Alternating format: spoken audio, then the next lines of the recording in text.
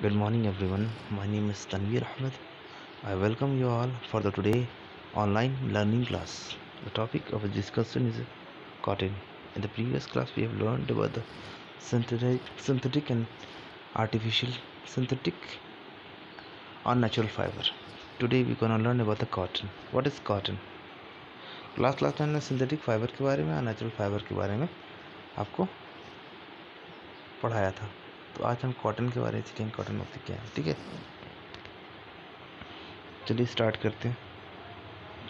सबसे पहले देखते हैं कॉटन होती क्या है। Cotton plant is grown in a field as an annual shrubs.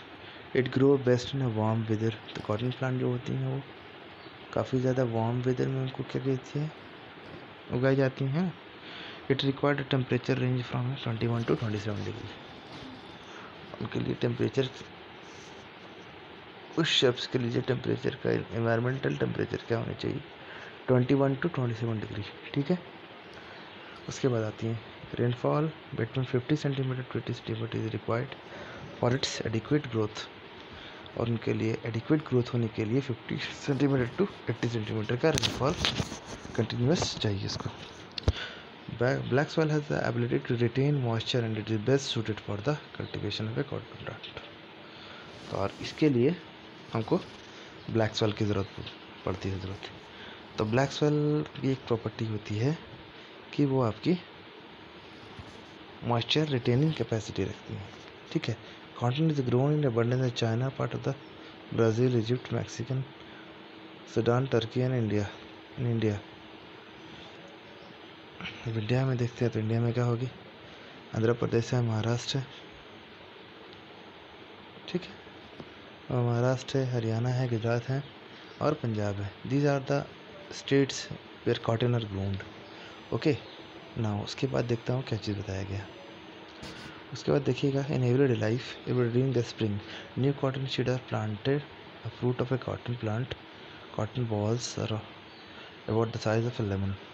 When the crop grown in the maturity, the cotton ball burst open and seed with the fibers are harvested. कहने का मतलब ये हुआ, जो आपके कॉटन के sheets को पहले क्या कहता है, और ये की जाती है, ज़मीन में लगाई जाती है। तो उनके जब शर्फ्स निकलते हैं तो उसमें एक आपके बॉल्स, कॉटन बॉल्स निकलते हैं, फिर वो क्या ब्रश कर जाते हैं। ब्रश करते हैं तो समझ मतलब कि पता चलता है कि हाँ कॉटन अब तैयार है।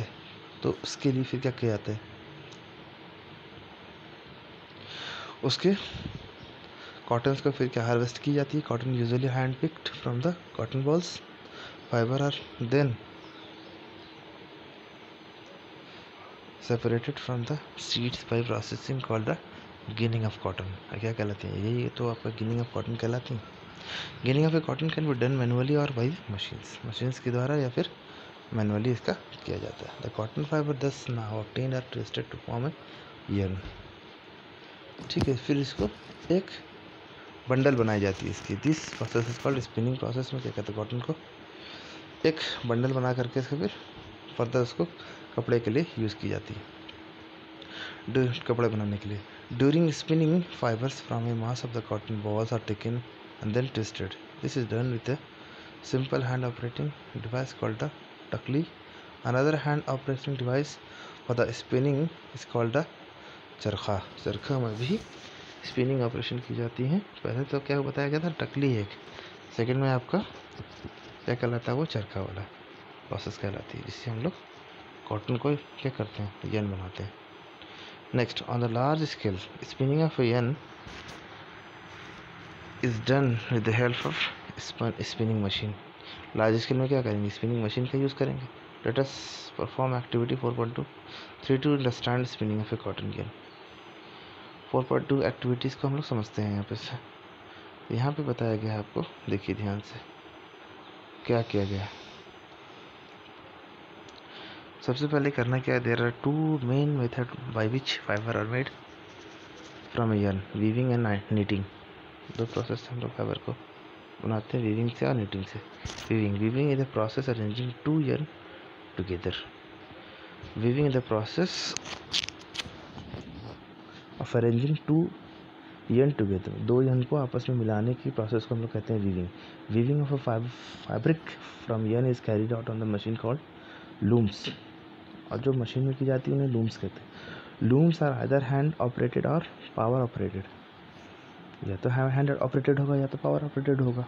On the loom a fibre is produce by interlacing two sets of thread at a right angle. तो उसमें क्या की जाती है, एक सेट्स बना जाती हैं, दोनों आपस में परपेंडिकुलर होती हैं। The process of weaving can be understood by performing activity 4.2। 4.2 में करना क्या है अब देख लेते हैं, समझते हैं इसको। इसमें आपको क्या करना है, take a 2 glaze paper of a different colour से yellow and green, cut a square piece of a side 26 centimetre from the yellow paper, ठीक है।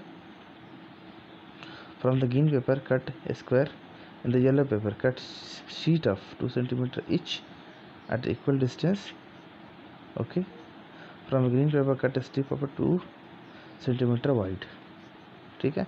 now one by one insert the green strip through the slit in the sheet or yellow paper part 8 है ना, paper as shown in figure। you will get woven paper of a sheet of the paper, weaving in a done is looming in the similar manner। क्या किया था, छोटे छोटे strips को पहले काटा गया, स्ट्रिप्स को काट करके मैंने क्या किया कि जितने भी थे आपके उस स्ट्रिप में स्मॉल जो आपके स्क्वायर काटे गए थे उनको फिर मैंने क्या किया, जो आपके स्ट्रिप काटे गए थे उसमें जाकर के उसको डाल दिया गया, ठीक है। तो इस तरह से हम लोग लूमिंग ऑपरेशन करते हैं। इस एक्टिविटी 4.3 में देख करके उसको भी समझते हैं। To understand spinning of a cotton, क्या करना होता है उसमें कि कॉटन्स को क्या करते हैं, take some cotton wool in a one hand, draw some cotton between the thumb and the forefinger of the other hand, gently pull out the cotton while twisting continuously as shown below. This way you will get able to get the cotton yarn. That's all for today's class. Thank you. Have a marvelous day.